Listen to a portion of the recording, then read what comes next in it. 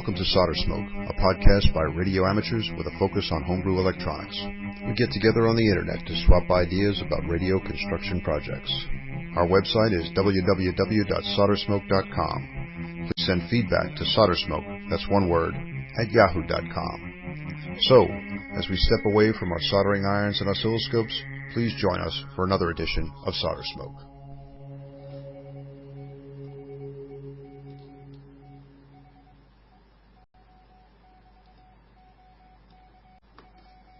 All right, February 14, 2008, Solder Smoke 77.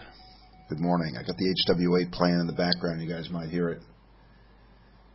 I'm tuned to 80 meters, and I am on the air from Rome. I got to tell you guys, I am enthused.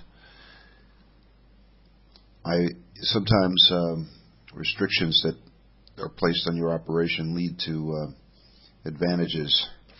You got to make the best of a bad situation. I've been telling you about my small shack and about my the limits that our very urban Roman neighborhood have placed on my antenna creativity. But I have found a way to get on the air, and I tell you, it's exciting. It's gotten me back to QRP. I know you guys, some of you have probably been thinking that this started out as a QRP program. We advertise on QRPL, yet we've been talking about some projects that are really pretty far removed from the do more with less school of ham radio. Well, we're back to doing more with less here now. And I want to say that I think that we may have come up here at Italy 0/N2CQR with a new dimension to QRP. I know there's a lot of you out there that are using really, really low power transmitters. Michael Alpha 1 Tango Juliet is using all different kinds of diodes. He's recently shifted from tunnel diodes into Zeners and is transmitting with ridiculously low nanowatt and microwatt power levels. I'm not, my HW8, my Heathkit HW8 is definitely a high-powered transmitter when compared with Michael's rigs. But I got to tell you, I think my rig might not be the lowest power transmitter, but my antenna is, I think, one of the lowest wire gauge antennas out there. I am operating now, get this, a 30 gauge wire, number 30 enameled wire from Radio Shack. Take a look in your junk box and pull some of that out. You'll see how thin it really is. It's I guess it's a bit thicker than hair, but not much. And I have discovered that it is, good thing for me, almost completely invisible. I'll tell you about the evolution of the antenna. I think I described a little of this in the last show, but I determined that the best way for me to get access to the universe from this apartment was through a window completely on the other side of the apartment. So this required some coax to go through the living room, and like I said, duct tape across the floor, holding down the cable. RG8 would just it wouldn't go. So today is Valentine's Day, by the way. So we have to keep in mind kind of family responsibilities here. So anyway, I decided that wouldn't be a go. So I went out and I bought some of this cable TV coax. It's 75 ohm stuff with a white cover on it. It's got aluminum foil, wire, shield, copper center conductor with some sort of foam dielectric. Looked pretty good. I tacked it down around the wall of the living room and up and over and around a couple of doors and out to the window. And then very carefully, very discreetly, I lowered to the street a a piece of 30 gauge wire. I had just a little piece of metal tied onto the end, actually one of these hose clamps, a little tiny thing about the size of a quarter, just to weigh it down. And I lowered it carefully down to the street, avoiding any contact with the windows of the neighbors below. And then I hooked it up to the coax. At first I had the tuner. I had a little homebrew antenna tuner out there at the window, and I found that I could tune this thing up quite well, certainly on 20 meters, and that's what gave me my first contact with a G4 station on 20 meters about a week and a half ago. That was great, but I immediately figured that it would get real old if I had to move back and forth between the shack and the antenna window. Also, my homebrew antenna tuner it's got a big coil wound with bell wire, wound on a pill bottle coil form with a couple of big air caps on it. It didn't really look good there on the windowsill in the living room. Again, there's that family responsibility kind of thing, domestic tranquility and all that. So anyway, I moved the tuner back into the shack, and now the rig goes to the tuner goes to the coax, and my 30 gauge invisible wire is just connected to the center conductor of the coax. I don't know how this would model in EasyNet or any of the other antenna modeling programs, but I'm telling you, it works real well. Now, let me tell you about a little kind of secret antenna operation I had to engage in here. You might be hearing the HW8 in the background there. An EA2 station there. Anyway, I wanted to get the obviously with the wire leaning right up against the building, that's not really the optimal situation. So I looked around, and there's a tree, little tree, kind of well positioned so that I could, if I got my little bit of wire over one of the top branches of the tree, it would pull the wire out from the building, and I'd have more of a sloping away from the building. So I had to do this very carefully. I went out early on, I guess it was last Saturday morning, and I'm walking along. I'm walking along the side of the building. I know exactly where the wire is, but where my wire is, I have to look for it because it's pretty hard to see. And I look around, I look over my shoulder. Uh-oh, somebody's walking their dog right there. Got to wait. Got to do another pass. Walk down at the end of the block. Look at my watch. Act like I forgot something. Start walking back in the other direction. Check up and down the street. The coast is clear. I grab that little hose clamp with the 30 gauge wire tied onto it, and in one shot, I threw that thing up and over the branches of the tree. So now my little vertical 30 gauge wire antenna has become a sloper.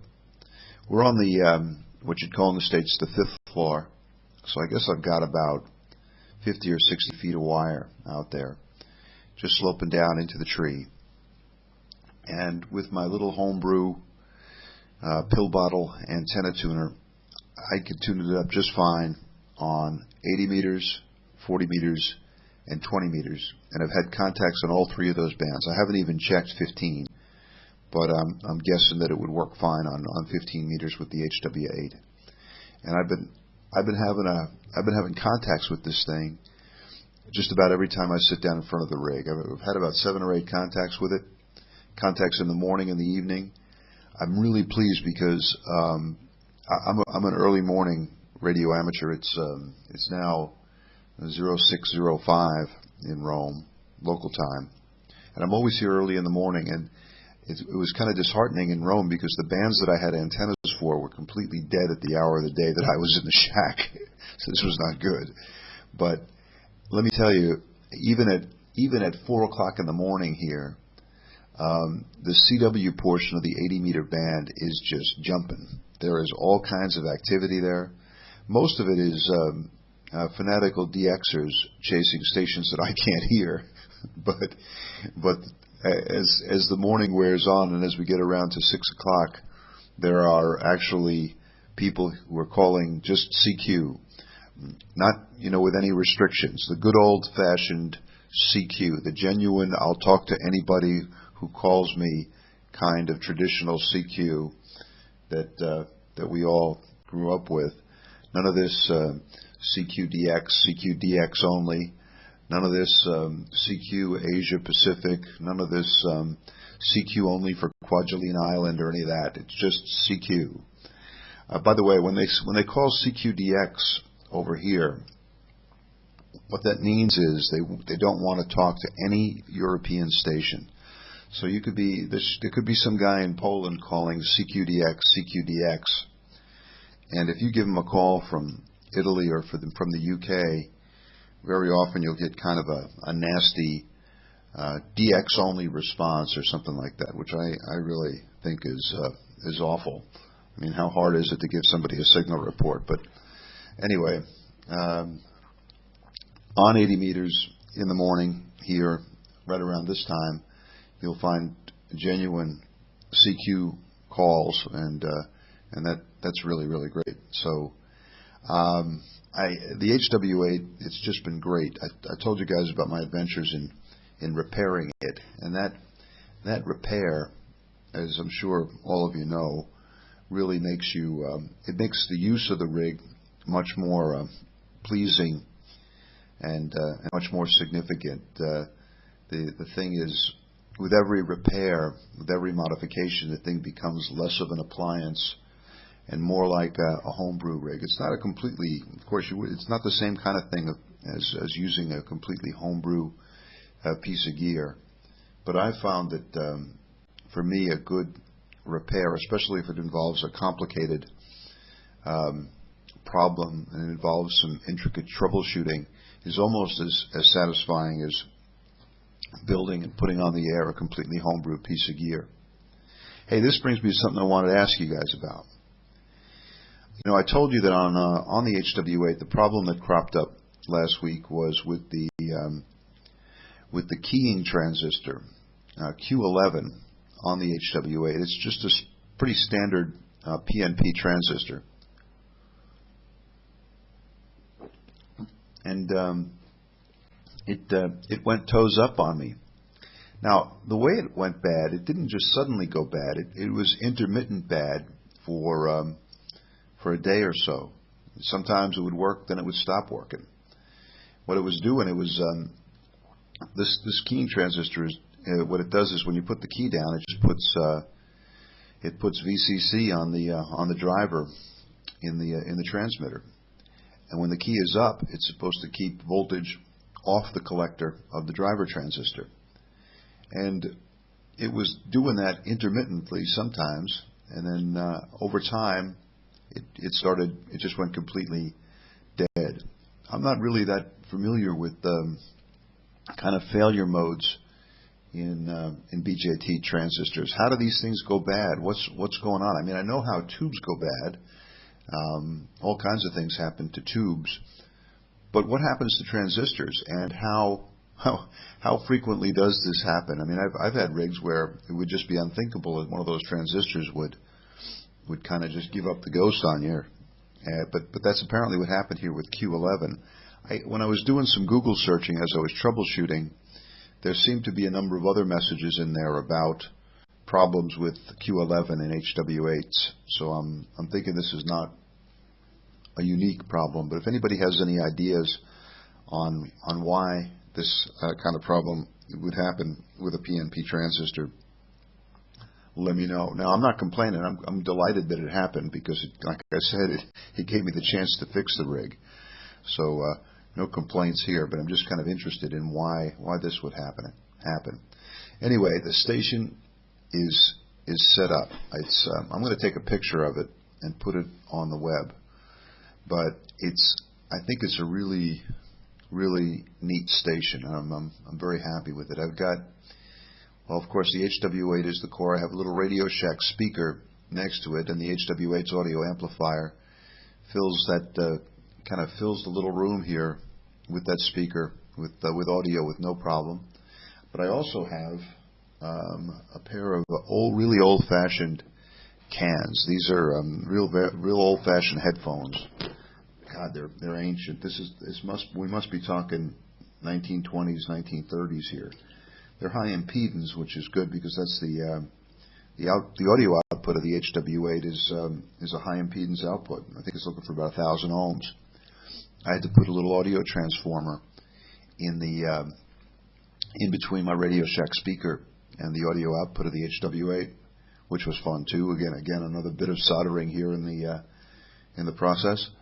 But I also have my cans here. They're very sensitive. They're so sensitive that I really have to keep the audio gain of the HW8 all the way down to almost nothing to avoid the audio output getting too loud for me. So I have these beautiful headphones sitting there, and I just like leaving them there next to the rig.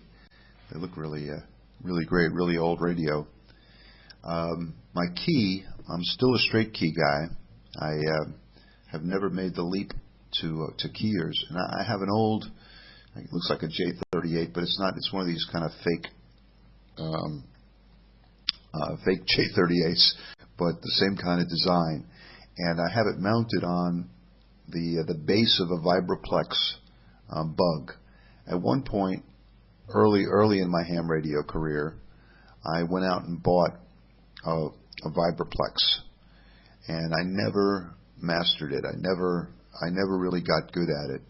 And over the years and over many moves, the Vibraplex just deteriorated. They're very complicated things. The little bits and pieces of it fell off. And so finally I completely disassembled the thing and just used the base to hold my straight key. So I've got a straight key on a base. Parts of that Vibraplex Bug are still being used in the Dominican Republic by Gustavo, Hotel India 8 Golf, who needed a few pieces to repair a Vibraplex that had been given to him by the famous contester Fred Lau. Anyway, so my Vibraplex keyer lives on here in Rome and in the Dominican Republic. The tuner I told you about, it's just a simple, I guess the circuit you'd call it just a kind of an L network with an additional cap. And it's built on a piece of PC board. I've got it behind the key in the back of the operating bench. The operating bench, of course, is the packing crate that I told you about earlier. And one of the improvements I want to bring to the station. Oh, anyway, by the way, using the homebrew antenna tuner, also a key part of the pleasure of using the station. There is a bit of homebrew gear involved. Not only is the antenna homebrew, yeah, of course, but we got the tuner. The tuner is homebrew, and the recently repaired HW8 is there. Power in the HW8. I'm ashamed to admit, with commercial power, I've got a little 5 amp power supply. Bit of overkill there. The HW8's not going to be drawing 5 amps, but there it is. And I want to. One of the things I want to do is I want to get back to solar power. I accidentally let my battery drain down, and so I think I'm going to go up on the roof with the Volkswagen solar panels and the 12 amp hour gel cell, charge that thing up, and then I'll be QRP solar powered 30 gauge wire. There's a certain symmetry to all this, running an HW8 to an enormous log periodic antenna, it just doesn't seem symmetrical to me. But running the HW8 to a bit of 30 gauge wire that's too small to even see, and it's just sort of hanging out the window, and that is producing contacts, there's a certain symmetry to that. And then running the whole thing off solar power, it just all seems to fit, you know what I mean? So anyway, I'm really delighted to be back into the world of true QRP. I'm sure the the QRP community will understand what I'm talking about in describing the pleasures of using this rig. And as soon as I get done here with this recording this morning, I'm going to try to get at least one contact. I think I find it quite nice to have at least one contact in the morning before I head off to work. And to me, I mean, it doesn't matter whether the guy is down the road or somewhere else in Europe. I mean, it would be great. It would be great to work around the world with this thing. I'm going to make some improvements in the antenna, so things might get better. But as we approach solar minimum, I'm just really pleased to work just about anybody with this thing. So that's great. Okay, what else? Oh, one other project on the horizon. I've got my Drake 2B here on the shelf, and I've decided that after all these years, it's time to retube it. So I just went out. I pulled out the manual.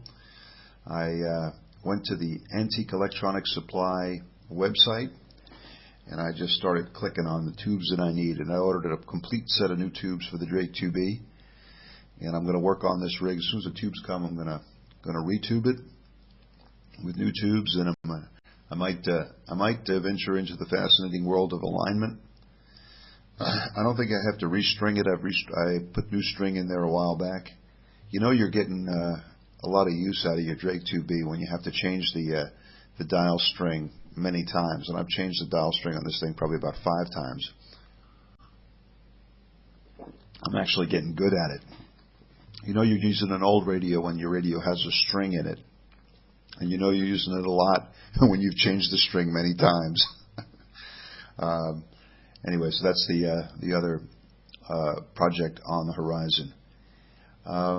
Let's see, what's next? I'm looking at my list. I always have a list here.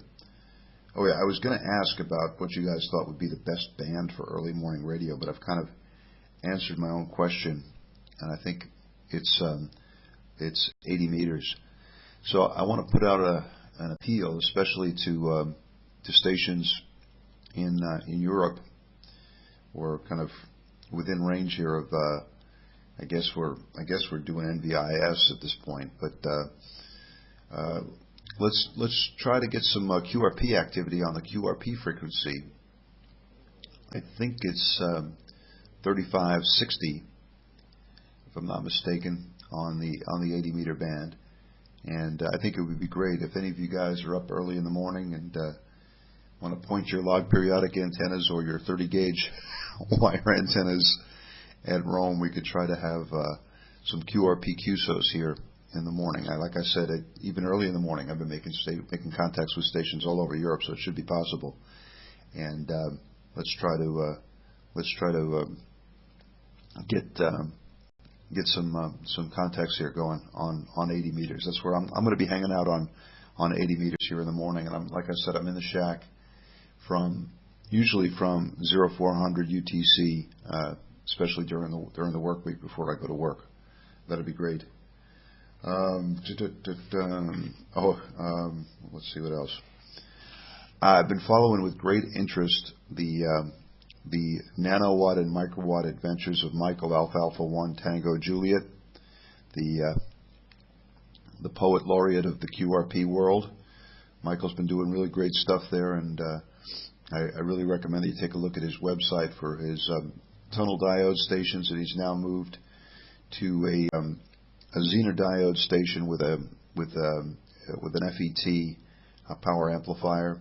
He's got a beacon going, and he puts kind of code words in the beacon, and you have to, if you can receive it, you send in the code word, and I guess you get certification and the esteem of the amateur radio community.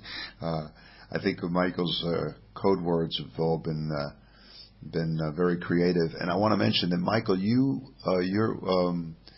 code word there, I can reveal it now because it's been a while, but Bethlehem,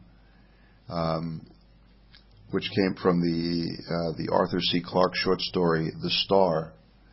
I left the star on the computer screen here, and Billy came in and found it and read it, and really was taken by the writing of Arthur C. Clarke.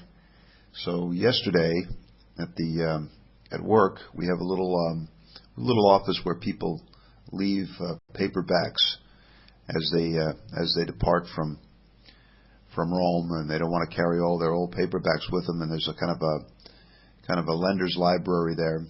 And I said to myself, I bet you there's some Arthur C. Clarke in there somewhere. And it only took me about 5 minutes of rummaging through the books, and there it was, 2001: Space Odyssey. So Billy is deep into it now, and that's the result of the Alpha Alpha 1 Tango Juliet tunnel diode beacon from Vermont. It's amazing the reach of that little transmitter. Fine business, Mike. Keep up the good work. I've made a suggestion. I think Michael needs to add another diode to the mix, and I think he should set it up so that his Zener and tunnel diode transmitters are powered by solar panels. And perhaps after all the experimenting is over, and it becomes more of a kind of a regular beacon, just leave it out there with the solar panel and let the sun turn it on and run it, and then have the thing shut down when the sun goes down. I think that'd be great fun. I got some. Well, we'll save that for. Let me see. I don't want to get into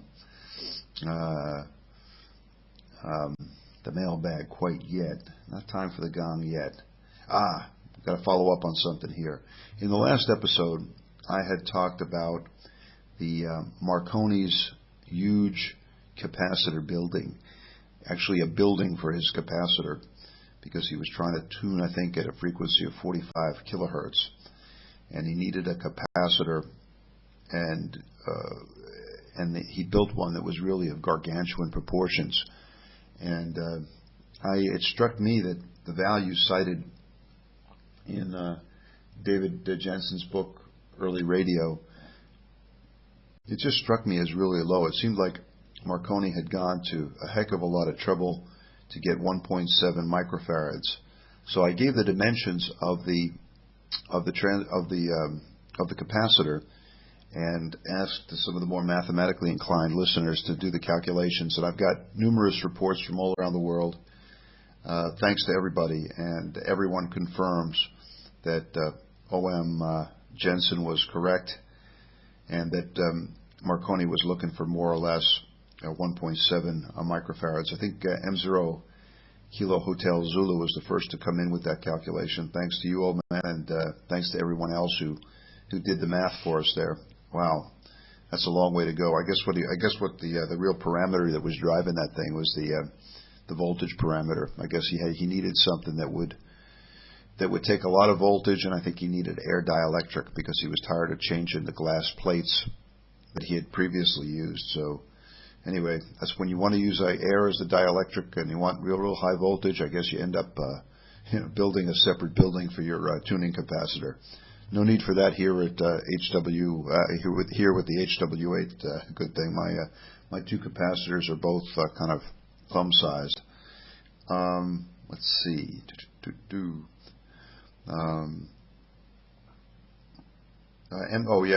Kevin M0 Kilo Hotel Zulu's also working with a new double-sided PC board technique. Very, very interesting. I thought I'd mention that.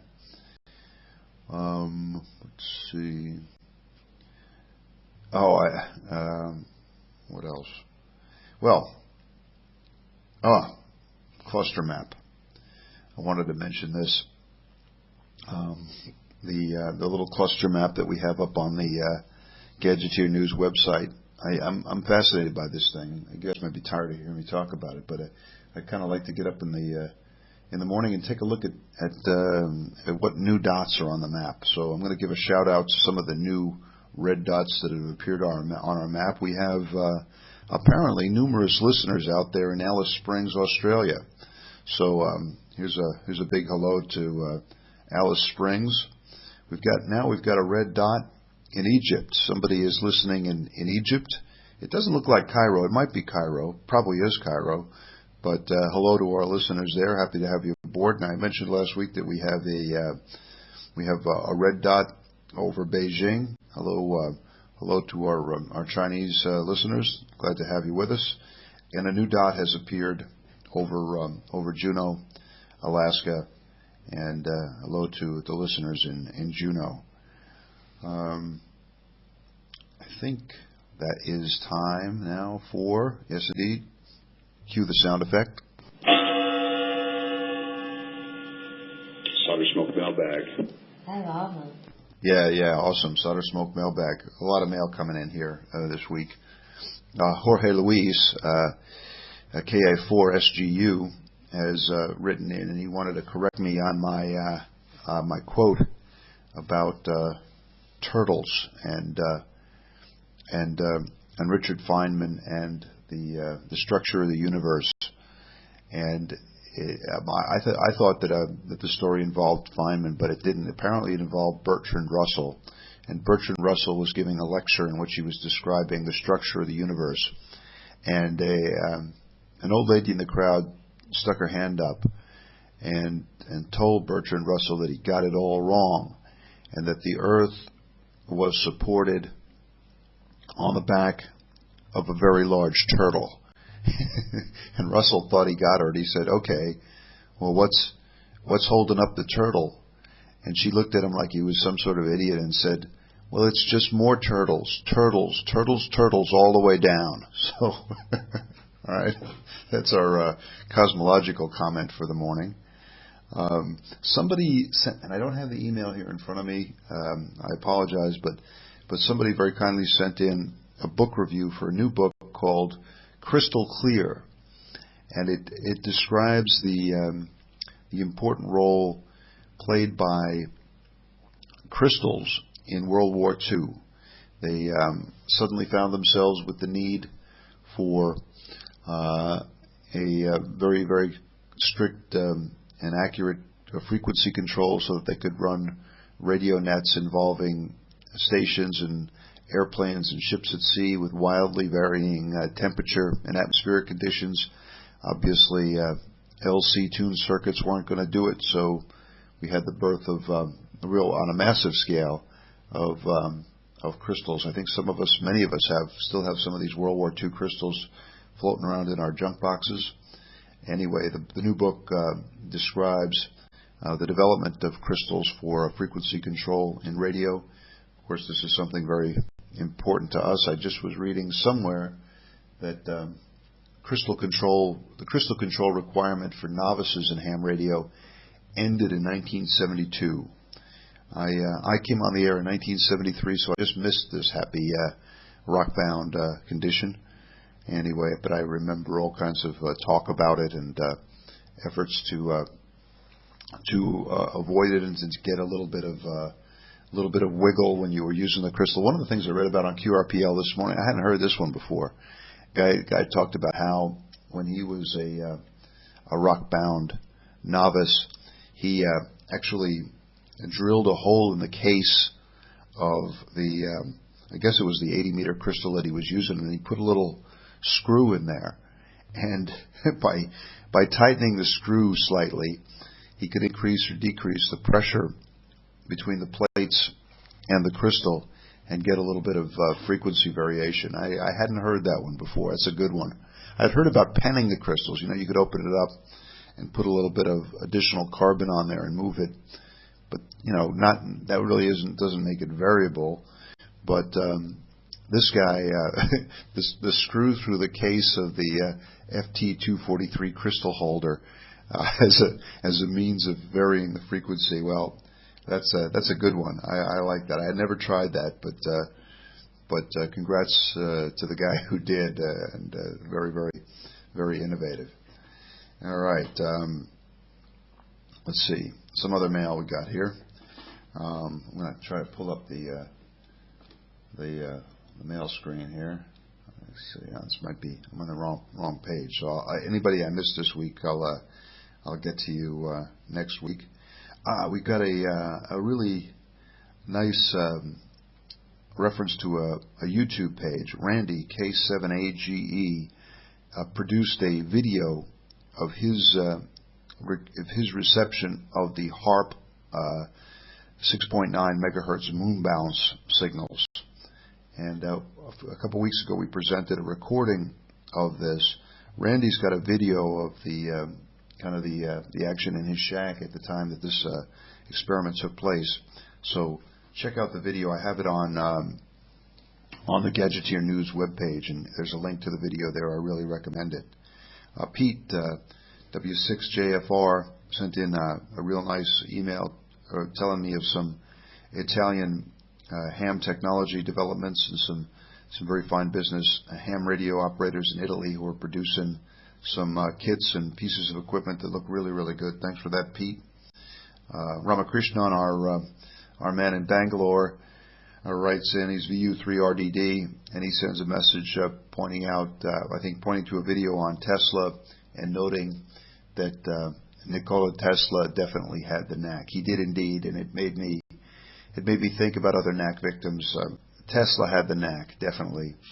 Marconi, definite knack victim, definite. So thanks for reminding us of that, Ramakrishnan.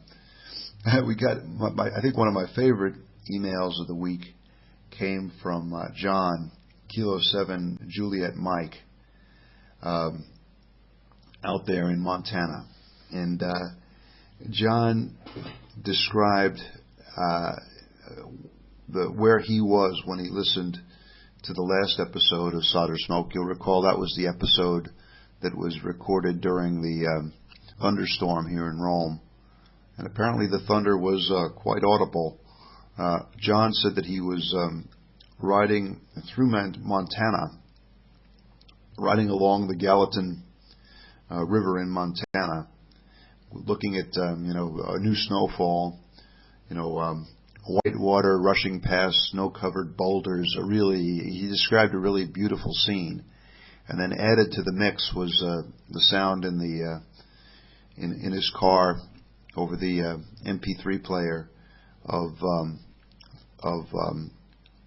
lightning bolts and thunder in Rome, Italy. So he said it seemed to fit. And he described how he came around the corner and even saw a large bull moose sitting there, standing there looking at him. So I really got a kick out of that, to think that somebody was riding through the snow along the Gallatin River in Montana listening to thunder in Rome, Italy.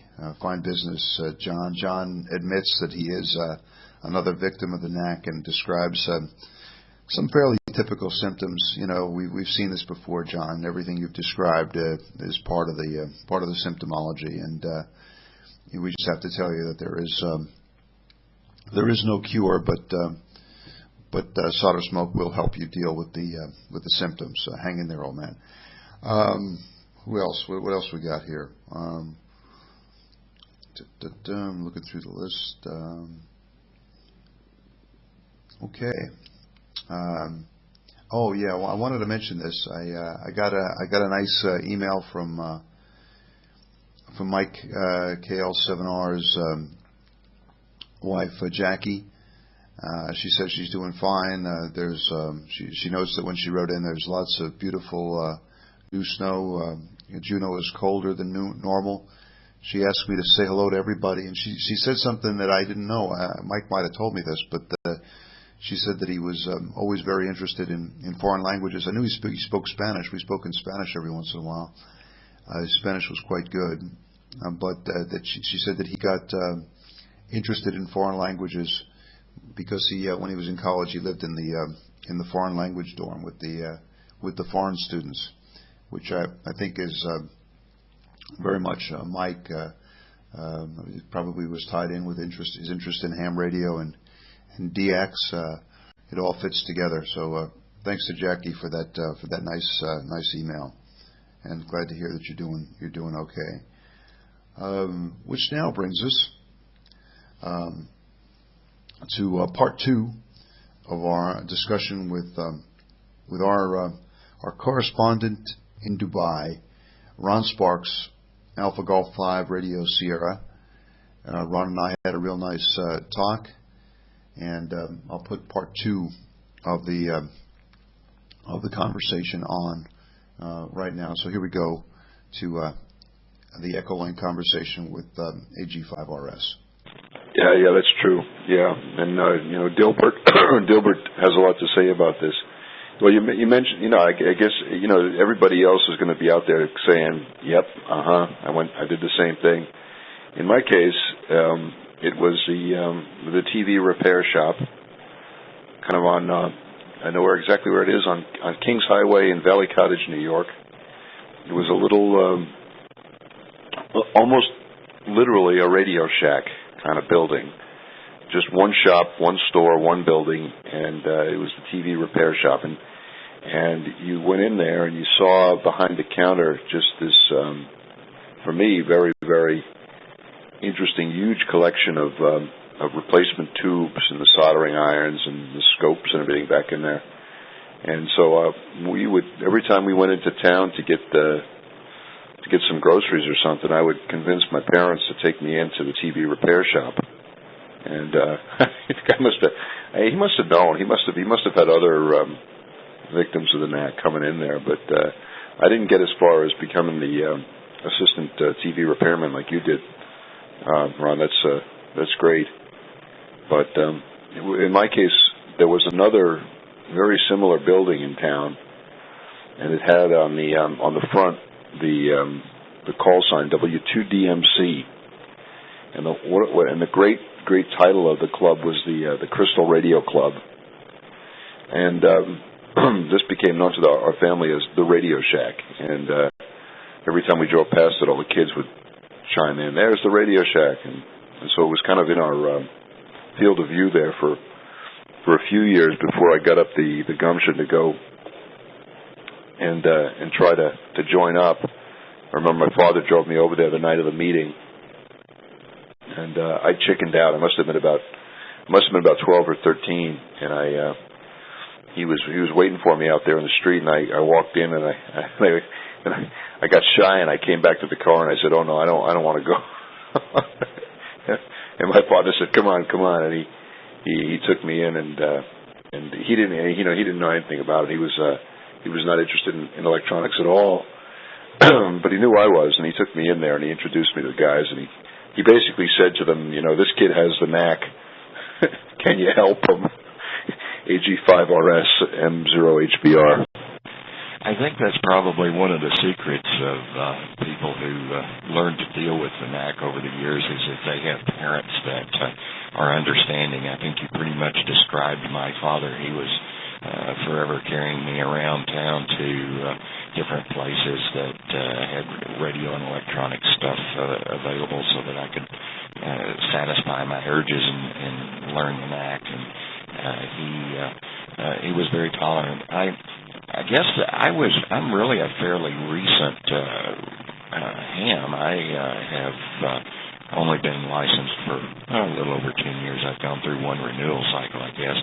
And the reason for that is kind of interesting to me, at least. I started trying to become a ham back in the 60s, and have since come to know that the time I started looking was about the time that incentive licensing had knocked off a bunch of folks, and in the small West Texas town where I grew up, there was not a lot of ham M0HBR, M0NDE interest, and certainly it was hard to find if there was any.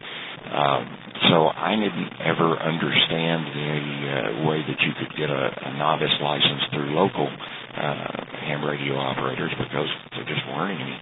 So when I investigated, the nearest place to get the SEC exam was in Fort Worth, which was about a 300-mile drive from my home.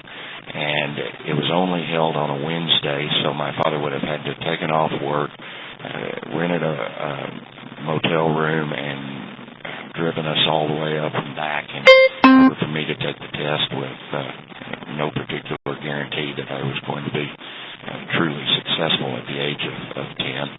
So that just never happened, and I sort of satisfied myself with a lot of kit building and shortwave listening and investigations into mystical boxes and small tubes and cans of things that had exciting properties, like being able to mix two signals or count down something. I don't have quite as good a fond memory of old boat anchors as most hands do because of that. But boy, I do remember having a true desire for one of those Syncor Magic Eye component analyzers. M0HBR, this is AG5RS. AG5RS, M0HBR. Yeah, I guess that the distance to the test center really probably knocked a lot of guys out. And I know a lot of people complained when they went to the kind of voluntary examiner kind of thing. But I guess it works. I guess it serves the purpose. And yeah, it's a shame that kids would be, kept out of it because of distance from the FCC office. In my case, we were close by. It was we had to go to the FCC office in Manhattan. We were about 30 miles away, and when it came time for me to take my general class exam, I guess I was 14 years old. I had gotten the novice ticket from my Elmer WB2NEC Hilmar, great guy. And it came time for my dad to take me down to take the exam. He only had 1 year, so the clock was ticking, and the pressure was on. And my dad drove me down to the FCC office in New York and got me into the building. And I can still remember it. I can remember what the office was like. I remember they sat you down in this little kind of a student, like an elementary school student desk. It was a combination seat, and then the kind of the writing table came up around you. You had to kind of squeeze your way into it, and you did the code test first. And man, I got past the 13 words a minute, and I was just elated. That was great. And then on to the theory, and I got past that, and I'm telling you.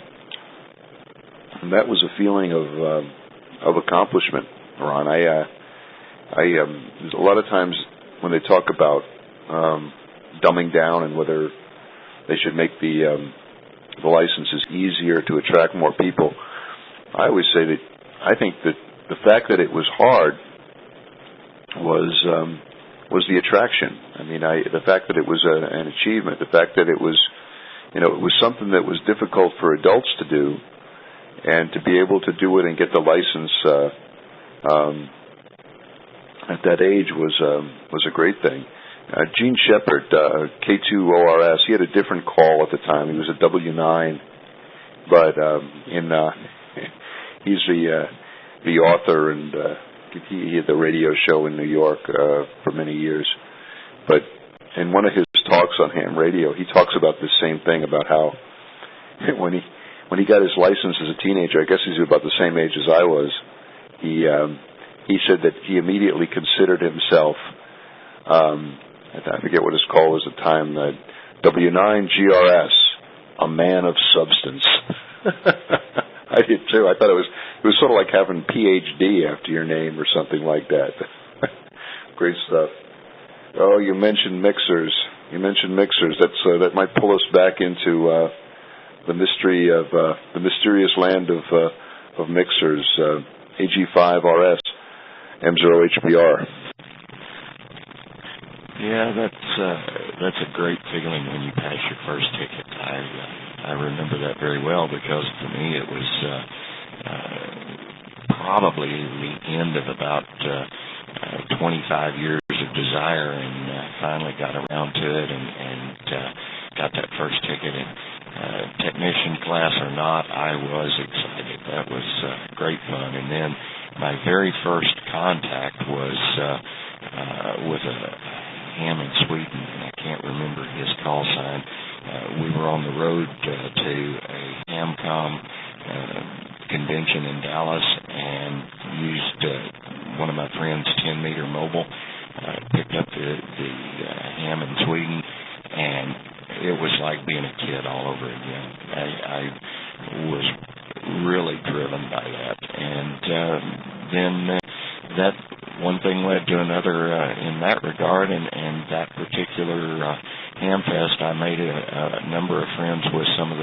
the microwave community, and that's where all of a sudden mixers become really exciting, because you get mixers at HF, and that's one thing, but then when you've got all these strange little circles and arrows and triangles on a printed circuit board, and none of them connect to each other, and somebody tells you that that's a two-port circulator, and that all the RF from one frequency goes one direction, and all the RF from another one goes another direction, and to tune it, you take a small magnet and move it around.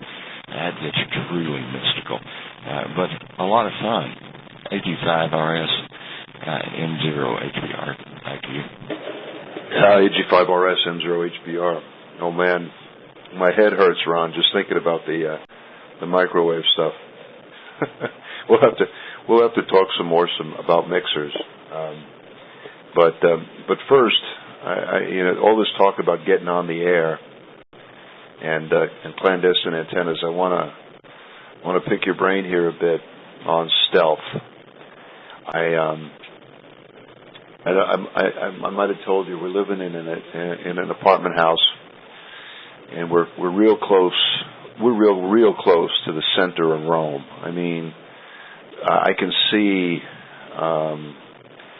the bits of the Vatican from the window. I can see some of the major monuments. I can see all the way across Rome from right out the window. So we're right in the center. And in the center, you don't get a lot of space. And the population density here is really high. And the apartment house, I could tell that they're kind of finicky here. And I don't think my log periodic antenna up on the roof would endear me with the neighbors. But so actually, my plan is to come up with something that's going to not raise a single eyebrow, something that won't even be noticed. Now, I had thought that there are a number of antennas up on the roof. We're on the 4th floor. There's 2 other apartments above us, and then the roof. And on the roof, there's kind of one common use VHF, UHF TV antenna. There's one VHF, UHF TV antenna that has seen better days and is no longer connected to anything. And there's 2 or 3 satellite dishes up there. One of them seems to be for one of the apartments. The other one seems to be common use. Now, they've obviously got some sort of pipe coming down here to the apartments that's been thoroughly stuffed with coaxial cables. There doesn't seem to be any room in there at all. So I had originally thought about, well, maybe I'll take one of those coax cables coming down from the roof to the apartment, and instead of using it for the TV, I'll just use that for my antenna purposes. That would take care of getting the feed line up to whatever antenna I get up on the roof. But doing that's going to raise some eyebrows, because it's going to require me to go and mess about with the antenna, possibly knocking other people's off the reception off. Bad way to start. So I kind of scrapped that idea. It's just too complicated. Now, my backup plan is this: to just put a piece of wire up on the roof. I mean, fantastic views of the horizon in all directions up there. Now, if there's a place on the roof where I could just put a long bit of wire, lay it just right up on the roof. It'd be on the surface. There's a place there where I could put it. It'd be laying on top of a bit of concrete. Nobody would even see it. And then from one end of it, I could drop down to the apartment without crossing any windows a very, very thin bit of magnet wire that's about the same color as the side of the building. Now, you would have to be really an eagle eye even to see this thing. That would be the connection between the wire up on the roof and my window, where I could put in a little tuner and then onto the HW8 and the DXCC on a roll. What do you think, Ron? The AG5RS M0HBR. Yeah, that sounds a good plan. I think I would make a couple of changes that might improve things a little bit. One thing I've had really good luck with there, you can get it in the States from any of the major wire companies, like the Wireman or several others that I've dealt with, is a small antenna wire we sort of all in Houston lovingly called spider wire. It's a black-jacketed copper, steel-clad copper, or vice versa, copper-clad steel, but it's only about 26 gauge, I believe, altogether. So you buy a couple of 100 feet of that stuff, and then the first thing you do is you take it out, lay it down on a piece of newspaper somewhere, and take 3 different cans of spray paint, one sort of pale blue, one gray, and then depending on whether you're in a tree area or not, like in your place, you might use either brown or green, and then just randomly spray it all over the coil of wire. Flip the coil over and spray it again in random patterns. Then when you stretch that stuff out, I guarantee even if you are an eagle eye, you're going to have a hard time seeing it. So that would be the direction I would go, and then I would actually elevate the wire slightly off the roof by, if you've got any kind of parapets or anything connected across, and people aren't going to see it, and if they see it, it's just going to be a little wire up there. The second thing I would do is I would actually go with a balanced arrangement. I'd make a V out of the wire, and then I would use some inexpensive 300-ohm twin lead to bring the signal down the side of the building, and maybe they would see it, but they'd just think it's a TV antenna connection. Some of that twin lead, you could do the same thing with the paint. Just take it and gently spray it in random patterns, and it really camouflages well, and most people don't get upset if they see TV twin lead. Then you could tune it off on the balanced end inside, and probably, depending on the dimensions on the roof, you might could do pretty good. I know a friend of mine used a similar arrangement in his neighborhood and ran basically a sort of an inverted V that was long enough that he was getting good reception all the way down to 80 meters on it. So he was pleased with that. But I think the trick is, be concerned, but I would, if somebody asks what you're doing, just say you're putting up an antenna to listen to radio or FM. And at least in the U.S., that seems to work pretty well. M0HBR, this is AT5RS. Okay, great. Thanks very much, Ron, and we'll see you with part 3 next week. Thanks to everybody who's tuned in. Keep those cards and letters and emails coming our way. Always delighted to receive them, and glad to know that folks are listening to Solder Smoke. Good luck with all your projects. Good DX, good QRP, and good luck with that 30 gauge wire. Don't worry about it. If it falls down, you just throw up another one. 7-3 from Rome.